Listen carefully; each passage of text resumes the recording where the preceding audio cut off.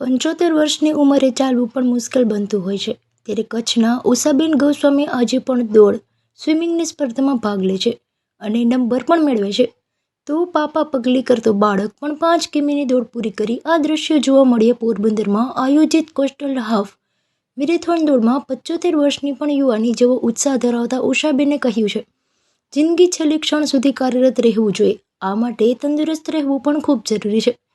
પોરબંદરમાં Shri રામશ્રી swimming club દ્વારા પ્રતિવર્ષની જેમ આ વર્ષે પણ કોસ્ટલ હાફ મેરેથોનનું આયોજન કરવામાં આવ્યું હતું.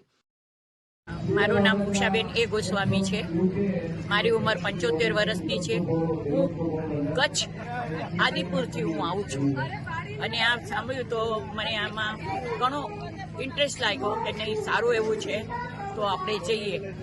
એટલે હું અહીંયા આવી અને મને આ બહુ જ મજા આવી અને હવે વિચાર એવો પણ આવ્યો છે કે હવે દર વર્ષે હું આવું અને અહીંયા જે સ્વિમિંગ ક્લબ છે એમાં મેમ્બર થઈ જાઉં અને એમાં પણ અહીંયા આવી અને હમણાં સ્વિમિંગ પણ શીખી.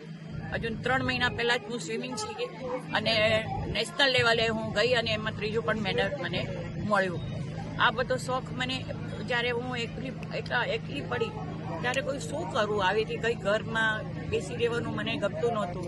હું એકચ્યુઅલી છું બોમ્બેની, તો મને કંઈક કરવાનું પ્રોત્સાહન મને એવું લાગ્યું કે ના, મારે કંઈક કરવું જોઈએ.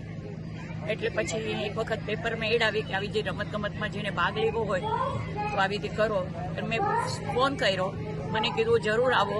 હું ગઈ ત્યાં આગળ અને 2-3માં ભાગ લીધો, ચાલવામાં, જેવેલિન થ્રો, ડિસ્કસ થ્રો અને એક જોયું અને એમાં મને મેડલો મળ્યા.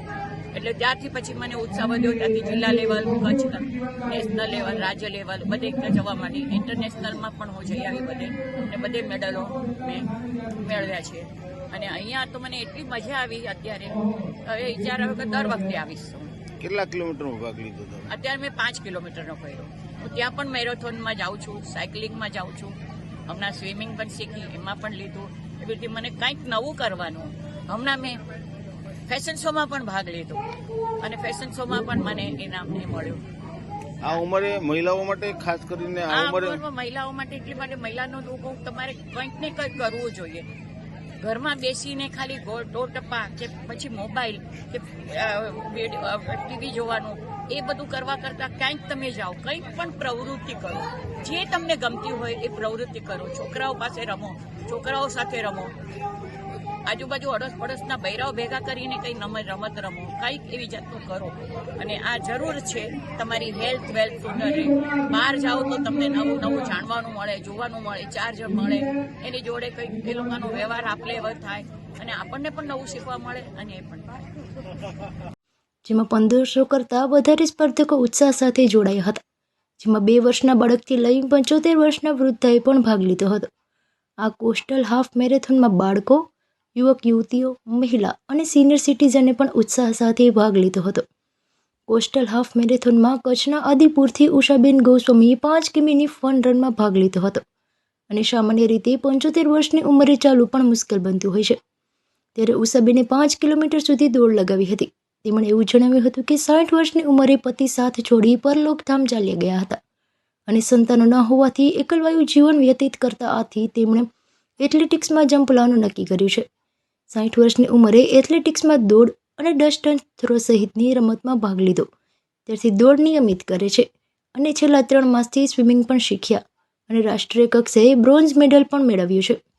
ઉષાબેને એવું જણાવ્યું હતું કે ઢળતી ઉંમરે પણ કંઈક નવું કરવાની ઈચ્છા હતી, એટલે એથ્લેટિક્સમાં જોડાઈ, જેના કારણે મારી એકલતા દૂર થઈ અને શારીરિક અને માનસિક રીતે સ્વસ્થ બની આજે કોસ્ટલ હાફ મેરેથોનમાં 5 કિલોમીટર સુધી દોડ લગાવી હતી. ઉષાબેન ગોસ્વામી પોરબંદરમાં આયોજિત કોસ્ટલ હાફ મેરેથોનમાં આમ તો 6 વર્ષના બાળકોને એન્ટ્રી આપવામાં આવતી હતી, પરંતુ થિયાસ કોટિયા નામના 3 વર્ષના બાળકે તેમના માતા પિતા સાથે ભાગ લઈ અને 5 કિલોમીટર દોડ લગાવી હતી. થિયાસ માત્ર 3 વર્ષનો હોવા છતાં તેમનો દોડનો શોખ હતો અને તેમણે તેમના માતા પિતા સાથે દોડ લગાવી અને આ બાળક કોસ્ટલ હાફ મેરેથોનમાં આકર્ષણનું કેન્દ્ર બન્યું હતું. સારા સ્વાસ્થ્ય માટે યોગ, પ્રાણાયામ અને વોકિંગ અને રનિંગ ખૂબ જરૂરી છે. બાળક હોય કે વૃદ્ધ હોય, તે નિયમિત રનિંગ અને વોકિંગ કરે તેમનું સ્વાસ્થ્ય સારું રહે છે. આથી પોરબંદરમાં આયોજિત કોસ્ટલ હાફ મેરેથોનમાં બાળકોથી માંડી વૃદ્ધ ઉત્સાહ સાથે ભાગ લીધો હતો. બોલ પેલા કેમાં ભાગ લીધો ત્યાં? કેટલા કિલોમીટર? કેવી મજા આવી? કેવી મજા આવી? જોરદાર. પહેલી વાર ભાગ લીધો ત્યાં? હા.